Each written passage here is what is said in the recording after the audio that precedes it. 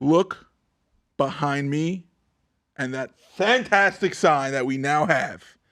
Long time waiting, and it is perfect. Look at this thing, man. It's literally amazing.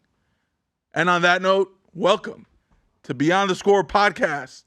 Josh, we have a sick sign, man. Wow, this thing is amazing. Ben, what do you think? I love it, man. I'm a fan. I'm a huge fan. Love it. I love it. It's sick. Hell yeah. It's beyond the score. Hell yeah. I think that it's something that it was so hard to not talk. And I actually prepared my post like once or twice. And I went to send it to you and I had it in the texting and I was like, oh wait, you don't even know what it is yet. So I cleared it. So I caught myself. But what's up, everyone? Happy Thanksgiving, because this is Wednesday, the day before, and you're gonna see it the day after. Happy Thanksgiving. Hope everyone's with their family, having a great time and festive time, eating some good food and sharing thanks with everyone that they love. You know, I walked up to the studio, the door's locked, and I'm like, uh-oh, something's happening. I didn't see anybody. I peeked my head, and Ben was nowhere to be found. I'm like, what's happening? Something's happening. Nobody's recording right now. It's very odd, very odd. And then Ben comes out, unlocks the door. He's got a big grin on his face. I'm like, the hell's happening here? And I walk in, I see the screen behind me. I'm like, this sign, incredible. Round of applause, because Josh Josh put it together with his designs and used kind of what we talked about and said, I got this. All the credit in the world. You nailed the coffin with this one. It's beautiful. And we're going to bring you guys a lot more cool stuff too, because, I mean, we got some cool stuff coming to social media. We're going to have some cool stuff coming into our bio as well. And so everyone, just check that out. We're gonna have a lot cooking at Beyond the Score podcast. A lot of good stuff happening over here. But on that note, let's get into what we do best over here and talk sports. And we had a not so good week, right, Josh? A not so good week. We both missed. It was a close one. Vikings went to overtime, and it felt like it was one of those games where it was most likely going to end in a field goal at that point. And we had them at -3.5, and it was 3 points. And we take our losses and we move on from there. And obviously, Tyrone Tracy didn't have the best performance either, but that's because the Giants gave him the ball 9 times. Never bet. They gave him the ball 9 times. No. Let me tell you something. Never bet anything regarding the Giants because they will always disappoint. That is what they're best known to do. He was almost 5 yards to carry, and if you can't do that, then if you can't see that and then keep giving your running back the ball, you're helpless. And that's why Devin Singletary had 2 carries for 3 yards, but he had the touchdown, the lone touchdown in that blowout game. That's what they do in Giants. They love to disappoint everyone, the fans, the front office, the ownership. Everyone's disappointed up and down. My boy has had it. My boy has had it. No. We I was even talking to Ben about this before. We're not gonna go out of our way to talk about the Giants, even though most of our viewers, are Northeasterners and Giants fans. A lot of them are Giants fans. I'm a Giants fan. Ben's a Giants fan. They don't deserve our knowledge. It's just not. It's not worthy of it. And so, probably not going to talk a lot about them unless they lock in that first overall pick. We're going to move on because they just seem to disappoint, and that's why we go 0-2 this week. We're 11-15, but next week we look for positivity, right? And every single time we do this, we think about what we're doing, and we're evaluating every single scenario, and we like what we like for a reason. This is actually one of the first weeks where I pick not actually a game line, but a player prop. I got CMC anytime touchdown, and this is going to be the first touchdown of the season for him. Obviously, he started. He came back 3 weeks ago, and this Bills front line, it's inconsistent, and it's unstable, and so I think this is going to be the one where, especially a big matchup, Bills, Niners. So I expect, Brock Purdy's status is also in question too. So I could assume that they're going to want to probably get their best player or best playmaker the ball in their hands. And we both actually got anytime touchdown this week. What's yours? Yeah, mine is Chuba Hubbard. we're going against that Tampa Bay defense again. I'm blaming that last pick on the Giants' incompetence. Chuba has 5 touchdowns in his last 5 games, and they actually give him the ball. Every game he's gotten over 15 carries, so I got a lot of faith in the fact that they're looking to see what they have with him because they extended him. Even though they have Brooks, a lot of people would say, "Oh, Jonathan Brooks is gonna take all his touches." Nah, they just gave this guy a new contract. They're trying to have a two-headed beast, and honestly, it looks like it might be a good thing for them. It's starting to work in the NFL, but there you go again, naming those Giants. We just said we're not going to talk about them anymore, and you had to name drop them one more time for us. Um, but I agree. I mean, we see it work in Detroit, so why not work in Carolina? And if they have high hopes for Brooks, they obviously have him for Hubbard too because he's balling, and they paid him a decent amount of money. So Yeah, I think this one's going to be a good one, though. I mean, that Tampa front line has also been very unstable too, for sure. And yeah, Carolina, it's they're going to put some emphasis on the run as they usually do. I mean, Hubbard has carried the offense for the most part. It's probably given Bryce Young an actual opportunity to be able to play a little better now that he's come back, which yeah. we talked about. Like, this guy was dead in the water. I said he's never going to play for the Panthers again, and now he's playing for them. But I think it's more situational than anything else. So we'll see how that goes. But they're at least not the worst team in football. That's another team that we're no longer going to name. So let's get into our sideline stories. We got some good ones actually because Yeah. Texans, man. I mean, they're my Super Bowl team, one of my teams that are going to make the Super Bowl. They lose to the Mhm. Titans, and it was not a very good last 4 weeks for them. C.J. Stroud has been great, but it just seems like the defense keeps falling apart, especially in times when they really need to. Yeah, I mean, you look at it, the defense, you could look at it and say the defense was not great against an offense that's really been struggling to get going. Will Levis 278 yards. I think I called him out last week, maybe 2 weeks ago, but regardless, the Mayo man showed he might still have a spot in this league.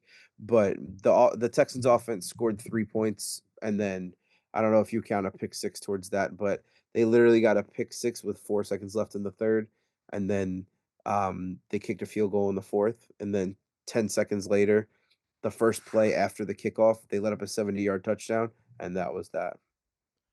They've been very disappointing over the last 4 weeks. I mean, I think for them the playoffs is almost a lock, but we'll have to see how these second half woes are going to really affect them throughout the rest of the season and obviously the postseason.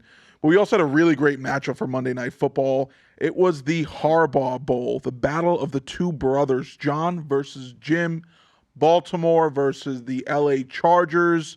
And everyone loves it when we get the Harbaughs going at it because obviously um, Jim was not in the NFL for the longest time. But John is Yeah. 3-0 against his brother, so he's definitely got Thanksgiving dinners a little uncomfortable for Jim. Yeah. I mean, at this point, he's going in there knowing that Thanksgiving is gonna be very fun for him and his family. I don't think John's crying too much. I think that that Jim's crying too much. I think that he's got a good contract. He's got a good team. I think you could see these teams playing each other again in January.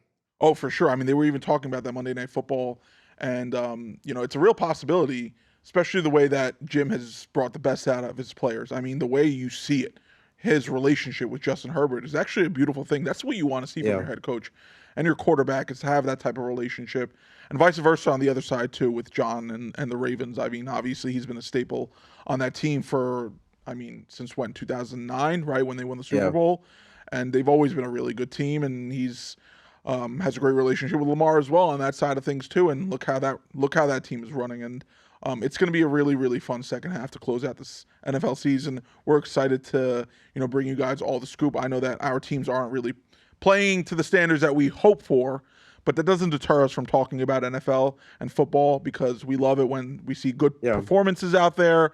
And a lot of these teams are playing some great football. I mean, kudos to Absolutely. Detroit. That's something that I just wanted to put out there real quick too. They're playing some of the best football I've seen in a very long time, and I'm really Yeah. excited to see where they're going to end up at the end of this season too. For sure. So I mean, football is it's wrapping up in terms of really getting into the NFL playoff picture, and we're Yeah. going to have a lot to talk about. December come around, January come around, and see where this postseason looks like. Absolutely. Yeah. I think that this game with the Baltimore Ravens and the Chargers, I feel like it was the only narrative that wasn't having you glued to the TV was the injury to Dobbins. Hope he's okay. It's a really great story that he was able to stay healthy for as long as he did. I mean, I know he missed a game a couple weeks ago, but generally he's been pretty healthy, and you know that both coaches felt it in their stomach because obviously he came from the Ravens, and then his backup Gus Edwards. Where did he come from, Harry? Well, Gus Edwards, another Ravens running back. It seems so funny that they end up taking all the scrap that Baltimore ends up releasing, and it turns out to be great for these players and their opportunity to play in LA in that warm, nice, comfortable weather, and really getting an opportunity. But it is really sad for J.K. Dobbins. Hopefully, this knee injury isn't something that's going to end his season.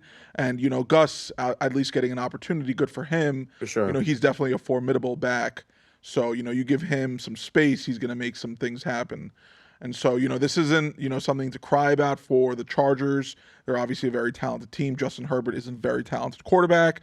So, I think they have a really bright future with a really great head coach. Crazy so upside, yeah. Yeah, no, for sure, absolutely. And there's going to be a lot of great things. I mean, the defense is looking legitimate there too, right? Biggest question mark probably for those Chargers was that defense, and they're playing some great football. So it's really exciting to be a Chargers fan right now, and it's exciting to be a Ravens fan too because they seem to be very good every year. And we could only say this. We could only hope for our teams to be a sniff of greatness compared to what the Ravens have been doing the last. That's 15 one of my years, Super Bowl teams. Yep, for sure. But I let's have a shift feeling on. it's going to be. Sorry, last thing. I feel like it's going to be my Super Bowl team of the Ravens versus yours, the Lions, at this point. It seems more likely, at least. I mean, I'm not gonna, I don't veer from what I've picked originally, so I'm gonna stick to, that Houston-Detroit matchup. Houston's gonna make the playoffs, right? And so, once they make the playoffs, what's gonna happen? So there's a lot of things that can happen. Everyone's got a clean slate, and you are 0-0 in the playoffs, and now you're just fighting to win the next 3 or 4 games to be the champion, obviously, in the football world. But let's shift on, obviously. Let's shift on from football. Let's get into some of these baseball sideline stories. We have huge signings that have happened recently, the biggest one being yesterday, actually, Blake Snell signing with the LA Dodgers. Unfortunately, they just seem to sign everybody. It's ridiculous at this point. And we're in a group chat with a bunch of Yankees fans, and one of them sent something that had a post on X that was kind of bashing what the Dodgers do with their payroll, but I can't really bash them. I think they're very brilliant with what they're doing. Obviously, this is for to win multiple championships, not just 2020 and 2024. They want to be successful for the next 10, 15 years, and they're putting a path together that is going to lead there. But Blake Snell now $36.4 million a year. That's incredible for him. Good for him. That kind of bothers me because not everyone's going to get the deferred money, but now a lot of people are going to look at what Blake Snell did, waiting until whatever to play and missing a month and then getting rewarded for it. I mean, he's a good pitcher when he's on the field, but I don't know. It doesn't sit right with me when guys sit out and do all that over stuff, and then they miss games that they're getting paid for, and then they're not even on that team the next year. Like, it's not. Hold on, I'm not understanding what you mean by that. He was sitting out. Well, he wasn't sitting out. It's just he's waited so long in free agency that he was delayed. That's what I meant. Well, I mean, you can't listen. We all know what happened in that scenario, right? Scott Boras dropped the ball for a lot of his free agents that season, and he was the last person to sign, one of the last high coveted free agents to sign last offseason. He needed to obviously get things ready to go because he wasn't in baseball shape. Whether you're working out on your own or not is completely different than working out in your team's facilities and getting everything ready to go. So he needed the time. He wasn't very good to start the season, the first few games. He hit the IL for a few weeks and came back and was absolutely dominant. And then, you fast forward now to this offseason, and he's the first major free agent to go, right? And he's like, listen, I got the offer that I was looking for. It works out for me. And now you look at it like if you take the 5 and 182 he gets now and add it to the 1 year, what did he get, $30 million last season? He got a 6-year, $220+ million contract. Good for him. He's a 2-time Cy Young winner. He deserves this type of contract. He's won one in the National League. He's won one in the American League. He's a fantastic pitcher. There was a world where I would have loved to see him in pinstripes, but it wasn't going to be in this offseason with, as many starters that this team has. But, I mean, good for him. Obviously you want these guys to sign earlier on, but they also are chasing a bag here, so you can't really hate on them for that. Yeah. just for more what the principle it sets. But he's definitely because we'll talk about Montgomery another time, but that's another case where it didn't go right. Sure. Yeah, absolutely. I mean, right now it's funny, quick thing on him. There was comments made by the Diamondbacks ownership group basically saying they regret giving him that offer, and then like not even 12 hours later, he opts into the next year of his contract. Why wouldn't he? It I was like remember for that. 25 million bucks. He's not going to get anything close to that in free agency. So why not take that money and, try again, right? So He screw it. might If not they even want to, get that for 2 years if he was on the market. probably not even for 3 years, honestly. But we'll leave it at that. Jordan Montgomery, kudos to you, man. I mean, you robbed Arizona, but now it's not going to look good for your long-term future in the MLB. But another one, Yeah. you say Kikuchi. I know that you really didn't understand this one. He's going to the Angels, leaving Houston, where he played 10 starts last season. He signed a nice little contract too. What is it? 63 million over 3 years, right? Yeah, and I think he deserved it. It was never about his. It was never about if he deserved it. I just think that. Oh, excuse me. I feel like the Angels don't even know what they're doing because they have Kikuchi, who actually his August and September his ERA was under 3 for that whole amount of time.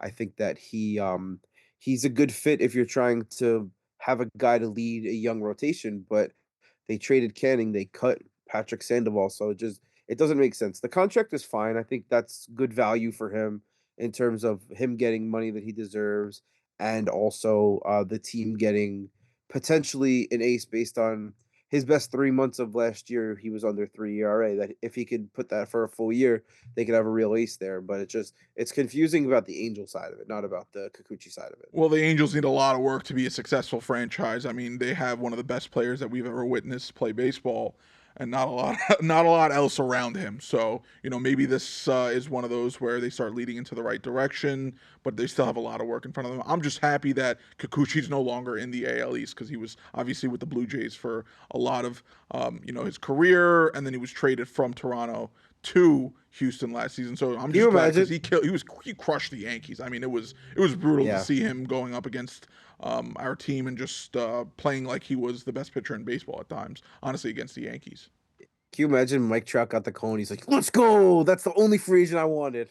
Honestly, he's probably very excited because at least he has someone who's going to be able to, you know, strike people out, which the Angels haven't had. And I don't even know when the last guy they had that was a major strikeout guy on that team. I mean, the Angels are Yeah. not a team you think of when you think about pitching.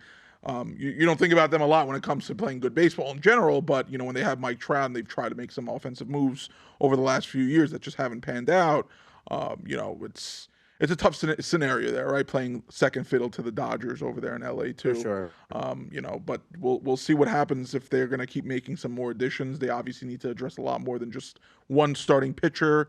But this is definitely a good signing. He's a 200 plus strikeout guy, and he's definitely got some filthy stuff in that arsenal. So we'll see what happens. I mean, I always root for the Angels to be the better team than the Dodgers do, but that usually never ends up being the case.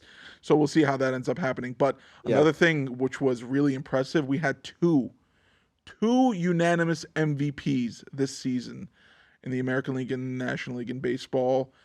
Shohei and Aaron Judge. No questions asked. We knew this was going to be the case. I mean, them winning the MVP was in the bag. I know there were so many people who thought Lindor might have had a chance in the NL, and some pretty crazy fans I've heard were saying Bobby Witt deserved it in the American League, but it was more of an argument in the NL. Haters. Yeah, for sure. But there was more of an argument in the NL for Lindor. I could understand that, but I just thought that there was really no argument. And it showed, right? They were both unanimous. Nobody else among the voting committee thought that Lindor deserved it over Otani, and it showed. I feel like there's not really much else to say besides kudos to the writers for not giving into any noise when the Mets got hot. It doesn't mean that Lindor's a bad player if he's not first in MVP, but it does mean that they really factored in everything that is to be factored in for the most valuable player, and Shohei Otani was that in the National League. I 100% agree. I mean, we know so many Mets fans. I've had conversations with our friends who are Mets fans, and they are adamant about the fact that because Lindor plays defense and how important he was to the Mets, that he deserves to be the MVP. Well, it's not just that, like you said, right? You have to look at every single aspect. And the truth is, Shohei did some miraculous things, and it led to his team being very successful, and leading up to a World Series championship for the Dodgers. But this made the most sense for Otani and Yeah. Judge to get it unanimously. It truly does make the most sense, and I'm glad the voting committee got it right with these two. And I think they And if got he it is that right. valuable, Yeah. I was just saying, if he is that valuable, he'll do it again for a full year, and then we'll see what the numbers look like then. Yep, exactly. I mean, if he's this important to the Mets, let's see what happens in 2025. But I think they also the committee, the voting committee, they also got it right with the Cy Young candidates and the winners Yeah. for this season. You want to introduce them? Yeah, another unanimous for the American League, Mr. Tariq Skubal, and the National League, very close to unanimous, but not unanimous, Chris Sale. I think that I think Skubal was no doubt. He was an absolute stud all year. I felt like he was the one true pitcher that went from April to October being an absolute dog. And I think that Chris Sale came along as the year went on and then went into being a beast and actually ended with the best ERA plus in the league, which is a cool little nugget. But it shows that consistency over the year, even when your team, like the Tigers, wouldn't have been able to sneak in without him, without his 2.39, his 228 strikeouts, and his .92 whip. I mean, I just think that they got it right. I think that Zach Wheeler getting a couple first place votes is fine.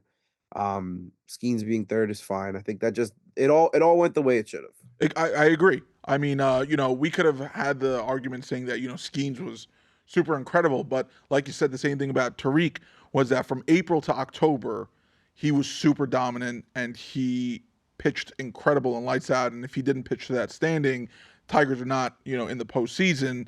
And then you look at it for Chris Sale too, right, who won in the National League. He was incredible from start to finish as well. And that was the reason why he was able to win it over guys like Zach Wheeler and guys like Paul Skeens. But I expect, over the next 10 years, we'll probably see Paul Skeens win multiple Cy Young awards. I mean, he is Probably an MVP or two even. it very well could be. He is super talented, and I'm really excited to see his growth. I mean, Pittsburgh, they're incredible when it comes to putting together these starting pitchers, and it works out for some of these bigger market teams because after 4 or 5 years, once the big money's going to get kicked in, these guys usually get traded because that's what Pittsburgh does. They start over after every 4 to 5 years, and they trade off their best assets, and they build back, and it works out for some of these teams that are in these championship hunts. We've seen it with Garrett Cole. We've seen it with who else have we seen it with? Throw off some more names for us because I know that there's a lot more. I mean, even Clay Holmes, but he's a reliever. There's been so many great things that Pittsburgh has done on the pitching side of things, but that's the only thing they've done so great over the last 10 years of their career. Tyler Glass now, AJ Burnett, There you go. guys like that, and they just keep them coming. And then you go to the bullpen side, you got Bednar. I mean, I don't know if it was Texas or Kansas City that revitalized Chapman, but Chapman was consistent there. They got a good thing going there, and I think that that's a nice it's a nice organization to go to as a pitcher. For sure, and I think Scooball is going to have a fantastic career because of it. And wherever he ends up playing for the rest of his career after, I mean, he still has a handful of years in Pittsburgh. Who knows what ends up happening? Maybe Wait. maybe they sell the team. Were you talking about? You're talking about Skeens or Skubal? I mean, I'm sorry. Did I say Scooball? I meant Skeens. Yeah, I just want to be sure because I meant Skeens because what I was saying was if the owner sells the team, then you find somebody who could actually spend some money on payroll. You never really know, right? And I think money is a huge factor. So if someone puts together a big contract, probably the smartest thing would do is to lock it up earlier than later if possible, and just even take into consideration all those arbitration years. Give him that money, pay the man if you can because he's special. Sure. He really is. But let's move on. We got one audience assist this week from our usual Matt. Matt always coming in clutch, and I have to say this. Thank you, Matt, for giving us some great questions. And this one's actually going to be a head scratcher a little bit. So, Ben, I'll let you do the honors. Thank you. Well, thank you, Matt. All right. Audience assist. Which league's draft is the most important and why? This is the best question that he has asked, I feel like. I mean, you've asked some great... most debatable, for sure. For sure. You've asked some great questions, but this is the one that you really have to think about because the draft is super important for every single sport. I mean, we're going to talk about the 4 major sports, obviously, baseball, basketball, football, hockey. And, it's very difficult because, in basketball, these guys are getting drafted and they're supposed to have an impact right off the bat. In baseball, you get drafted, you could wait 7, 8 years before you sniff the MLB. And in Mhm. football, it's been a constant change. With how it used to be, depending on the position that you play and your development. And so it's a lot of moving parts, and you know more about the hockey draft than I would, so I'll let you comment on that and also comment about Yeah. the rest of it. But also hockey too is one of those where if you're going in the top five, you're expected to make a big impact on your team right Right off the away. bat. Whether it's to get your team to the next level or not, but you're supposed to be doing what we thought you were going to be and being a first top five pick and scoring a ton of goals or playing great defense or being a great goalie. Usually goalies don't go in the top five though in the draft, but you know No, what I'm yeah. getting to. So it's a For good one. sure. I'm gonna let you comment first before I actually pick which draft is the Yeah. most important. I'll touch on hockey a little bit and then you'll give yours and I'll give mine. But for hockey, it's yeah, when the first couple picks come around, you really expect them to be not only starters, but you impact players right off the bat. And you want to see them do stuff for the team. But it's strange because obviously the way the draft order works, the worst teams get close to the top. So these guys can make an impact very quickly. But also, you look at Edmonton that struck out on so many number one top five picks, and then you land McDavid, you land Draisaitl. Eventually, if you keep getting it, it'll work. But in terms of the importance of the draft as a whole, I'll let you get started, Harry. Well, I think it's a real toss up, and I have to say if I had to pick, it would be between the NFL and the NBA. And I'm gonna make my two little things on both, and then I'll make my decision. But for the NBA, you have 2 rounds, so it is very crucial and critical for the teams to make right corrections because they have realistically, unless they're making a trade happen, they have 2 picks, one in the first, one in the second round. Yeah, And even if you're a team that's a good team where you're set for the next couple of years, you have talent. You still have to be out there making the right moves because these players that do get drafted in the later first round or even in the second round, and we're going to get into that too a little bit later today. But you could find some real great sleepers in there that are going to help your team, whether or not they're a key role player or they might be a star in the making in those later picks because you have 60 picks in the NFL to make the right decision. Now, on the NFL side of things, you have 7 rounds, and if your team, it's all situational based in the NFL too, right? What your team needs. You might not necessarily take the best player because if you're a team that needs a quarterback, but the best player in the draft is a running back or a wide receiver or a defensive player, you're going to take the quarterback because you need the quarterback. And yeah, in the NFL, it's not about waiting anymore. You take the guy that you need in that moment and you go from yeah, there. But if I had to pick, ultimately, I would go with the NFL. And the reason why, the NFL is a very short timeline you have, depending on the position that you're in. And especially if you're making the wrong decision, that's where you really have to understand and evaluate your players. Because when you make the wrong decision in the NFL, you have to know it sooner than later. And yeah. we're not going to talk about the main reason that I could talk and point about right now. And this player was just cut and signed by another team recently. But that right there just goes to show you that if you wait too long in the NFL, it's going to set you back longer than you could ever expect. It's not going to keep you at that zero mark that you think. It's going to keep you at that negative mark because you just keep piling on a ton of crap on ton of crap and you're not doing the right thing, drafting the right players around you. So if I have Yeah. to pick, the NFL is by far the most important draft. Scratch that. Not by far, but it is the most important draft.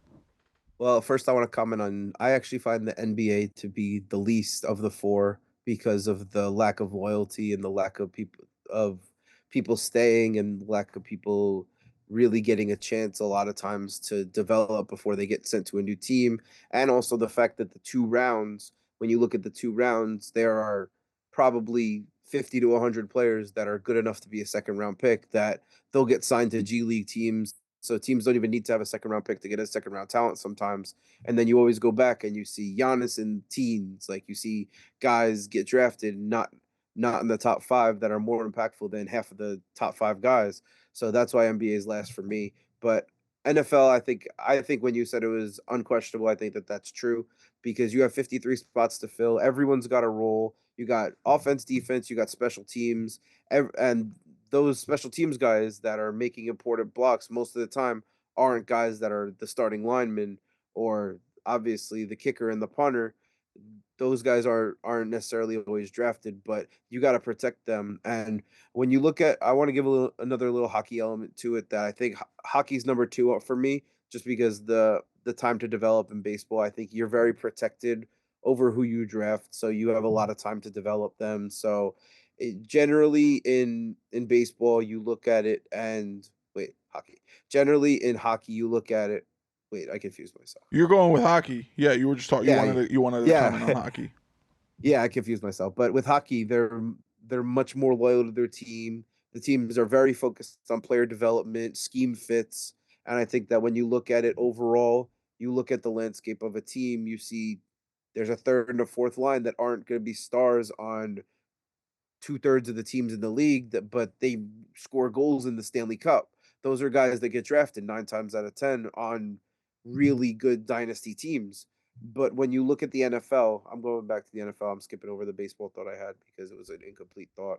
But when you go back to the NFL, there's just so many roles that need to be filled. There's so much you have to do right. And then also, not for nothing, the value of the picks, where if even even if Bryce Young looks a little better, that trade is still terrible. And the value of the picks, all of the talent that the Bears got for that pick, it propelled them to be a team with upside instead of a team with no hope. So you got to look at the NFL. And then the last thing about baseball, I just think that you have so much time to develop your guys that you could argue that your staff could be the difference between a player with potential making it and not. And a lot of times when you draft them, the first round picks are pretty much first round picks, like in the order. Maybe the top five you could shuffle the guys, and then 6 to 10 you shuffle the guys. But there's no real surprise on when guys go, and there's no real. It's very rare that you'll see a team go for a specific position over best available because they know they got to plant the seed and grow it. This was one of the questions that were really got our brains stimulated because it's a lot to think about. When we're comparing all these different drafts, and so you can make arguments for any of these drafts being super important. You can make the arguments that they're not as important, but in the NFL world with the complexities of the salary cap and payroll, that is another reason why they are on the top of the list for both of us too, because you can make a lot of mistakes and it can cost you a lot of draft capital for those Yep. mistakes, and it could really set you back as a franchise for a very long time. But let's Yeah. get off. I mean, Matt, thank you so much. Fantastic Yeah. question. Really appreciate You it. really as always always. do bring us some really great thoughts, and we really do appreciate it. So keep them coming. I also want to say that was like very, very helpful. As of someone that doesn't really know too much about the drafts and stuff, you guys just really kind of broke it down pretty well. So Ben's gonna be an avid sports fan when we're done with this. yeah, He's gonna be definitely. he's gonna be watching sports with us. Gonna be texting us like, "Did you see that? Did you see this?" And we're I'm gonna serious. be like, I'm so yes. serious. Like, because sometimes, like, looking at a draft, I'm like, what is going on? Like, what? And you guys really did just kind of bring some clarity to it. So thanks. And of course, whenever Course. drafts get closer, we're gonna be really excited because those are fun when we kind of get into the drafts a little bit.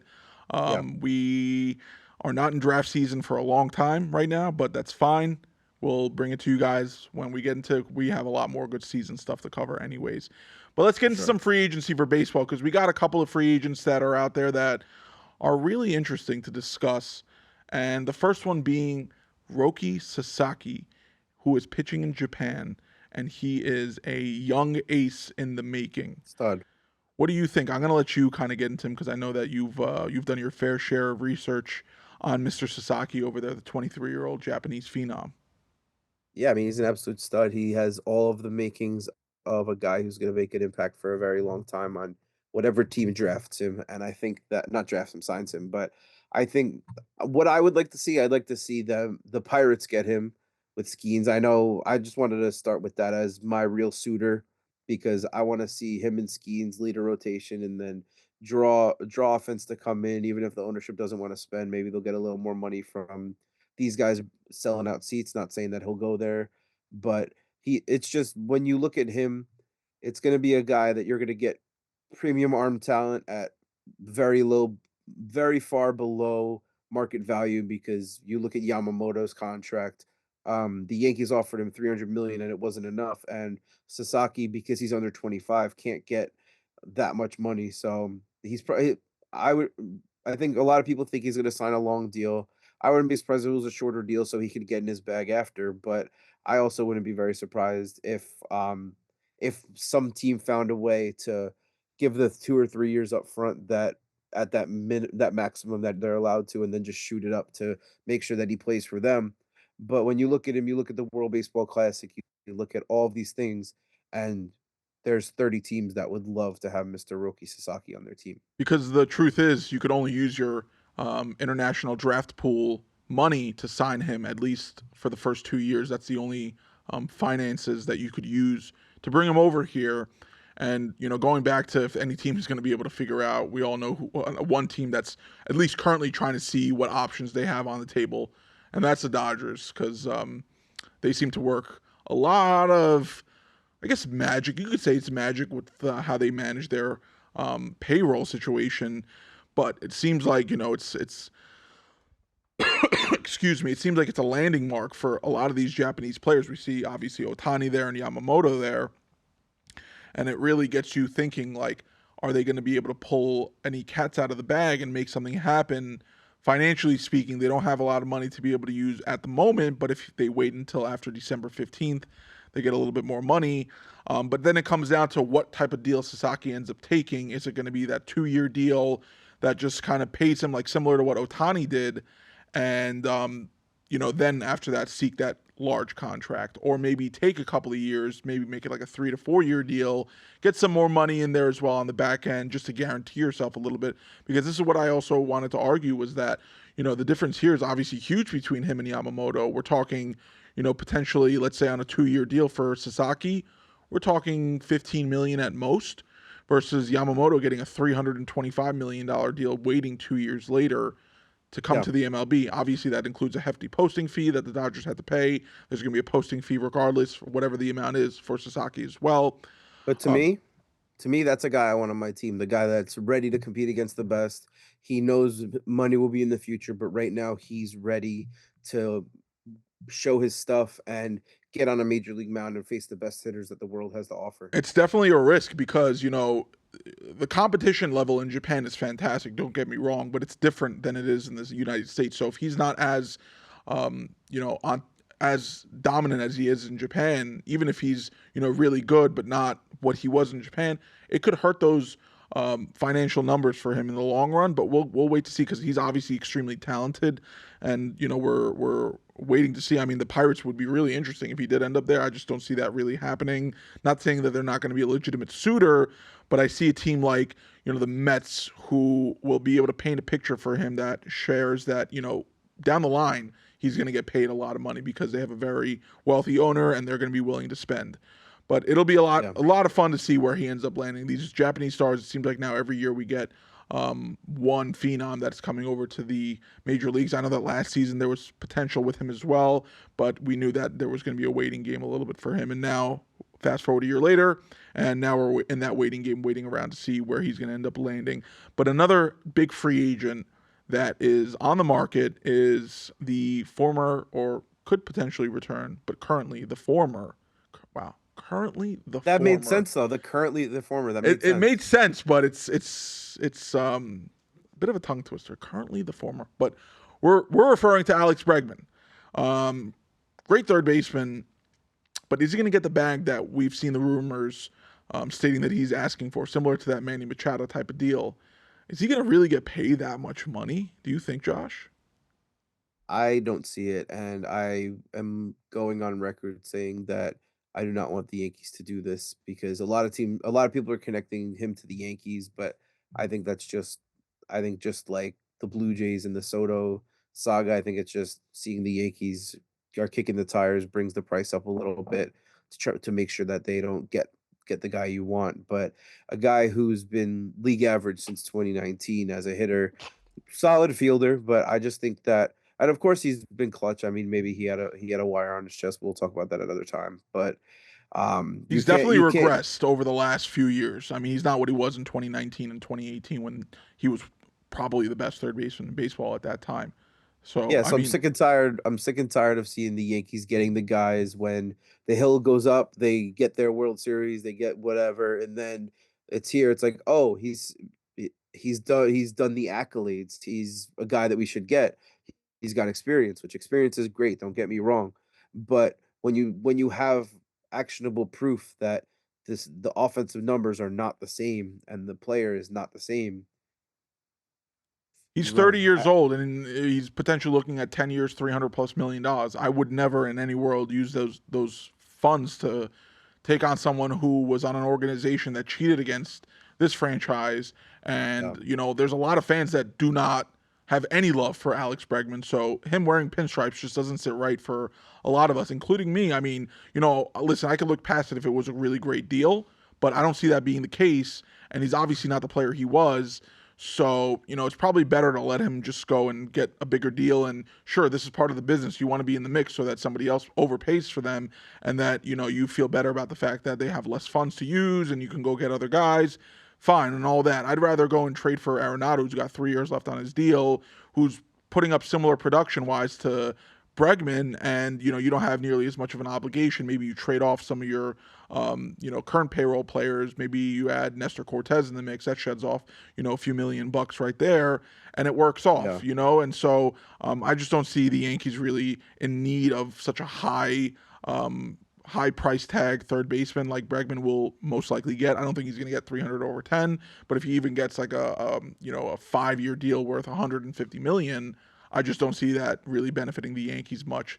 So we're gonna wait to see where these guys end up landing. I'd like to see if he can go to the NL and we don't have to even see his face ever Yeah, again. So if he me ends up too. landing into like the Nationals or the Phillies, like we think, that would be really great. But I Yeah. could see Mariners. I know you think the Tigers are in play as well, which I could see as well. I've seen rumors, so we'll AJ see. I mean, Hinch.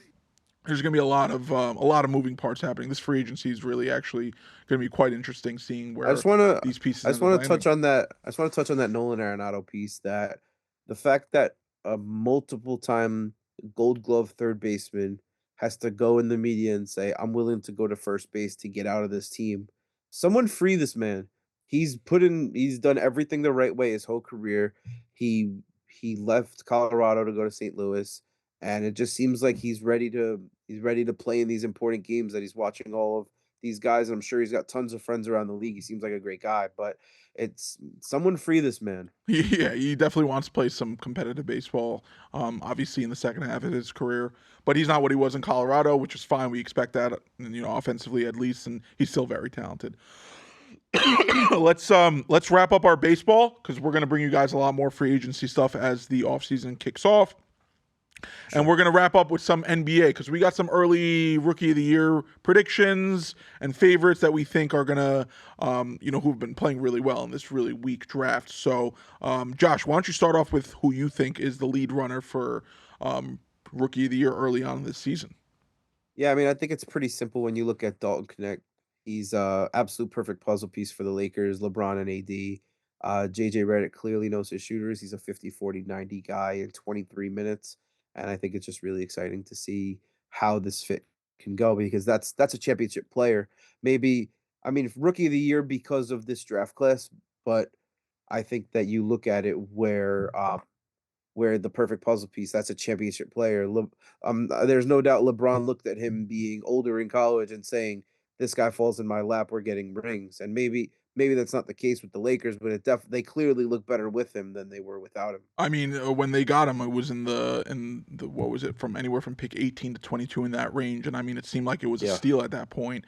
And he's obviously playing really good basketball, and it was kind of expected that he was going to be one of those shooters that they really desperately needed in LA. And he's playing some really great basketball, so I see a very bright future for that young man. One of the guys that has really played some great basketball. Maybe for the reason that they've been missing some of their stars, but I mean he's only playing 24 minutes. Jared McCain, he's been really lighting it up. I mean, he's putting up 16 points, a little over 16 points. He's very efficient. He's shooting 46, 40, and 94 from the field.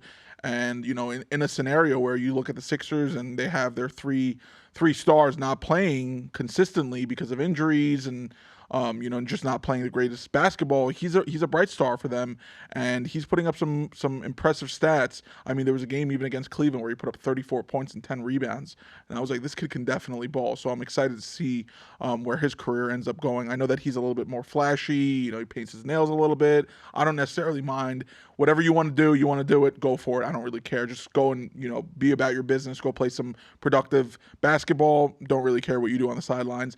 But another guy that I really like, Jalen Wells. Let me just say, yeah. I just want to say one thing about McCain, that if you're a hooper, your job is to play basketball. When you're off the court, you're a human being, and whatever you do is make them mad. Just go get yours. Sure, exactly. Caleb Williams does the same thing. I couldn't care less. If that's the case, you want to do it, Yeah. fine. Buy all the nail polish you want. You could probably afford it too. But I really like Jalen Wells too. That's who I was getting into. Second round pick. He was taken 39th overall by the Grizzlies, and he has been fantastic. I mean, guys who were taken from the end of the first round up until all the way through the end of the second round, he is by far the best player. I mean, he's putting up over 12 points per game, and he is growing. I mean, this is the type of player that I see that could have an SGA type of start to his career. Right? I mean, SGA was on a team with a ton of talent around him, and he played well, but he didn't have the true opportunity to really blossom. And then when he gets traded to Oklahoma City, that's where you see that emergent. Now, could Wells really emerge in Memphis? More likely than SGA would have in LA, but he could also get moved and, in the first couple of years and be on a team that desperately needs it. And maybe they send off a big piece to Memphis to try to help them get to the next level. But in return, they get someone like Jalen Wells who spreads and becomes that really important piece to their puzzle. Because when you look at what he's done in approximately 26 minutes per game, he's shooting 46%. He's shooting 40% from three, shooting 75% from the line, over 12 points, 3 rebounds, 2 assists per game. He's really efficient. He's playing great basketball for the Grizzlies. I mean, I don't think they expected to get this much production out of pick 39, but they're getting it, and he's been really impressive to watch, and I expect him to have a very successful career. Yeah, I mean, he's definitely one of those guys, just like I was talking about with the NBA draft, that you'll find those guys that there's 50 guys that sometimes you just got to bring in the second round talent and see if the puzzle piece matches. And the Grizzlies, it seems like, is a really good team to fire people up and to get them wanting to play. So it's a really good fit, and wish the best of luck to Wells. And then the last guy I want to mention is Stephon Castle. Before the year, I thought of him as the top rookie of the year guy, but it wasn't really something that I was dying on the hill, where it didn't really, the class wasn't exciting. You notice we didn't talk about the number 1 or the number 2 picks, but it seems like he's really earning Micah Johnson's trust. And I don't know if Greg Popovich is watching, but hopefully he has a speedy recovery. But regardless, Stephon Castle, 16 points a game in his last 10 games, 5 assists, and I think that playing next to CP3 is the best thing that he could do for the development of his game, for when CP3 moves on, retires, and then Stephon Castle uses his full bag, starting with learning from Coach Dan Hurley. I think that's something I think that he's a really good player. What do you think of him? Having such great coaches around him, I mean, you took the words out of my mouth. With Dan Hurley, and now obviously with the influence of Greg Popovich in San Antonio, having Chris Paul as being his mentor and getting him to play some really smart basketball, and obviously having a really talented player in Victor Wembanyama, I see him having a very positive career too. And, where he's at in organizational wise, being in San Antonio is probably the best thing for his career. So I expect him to have a very productive and very strong career.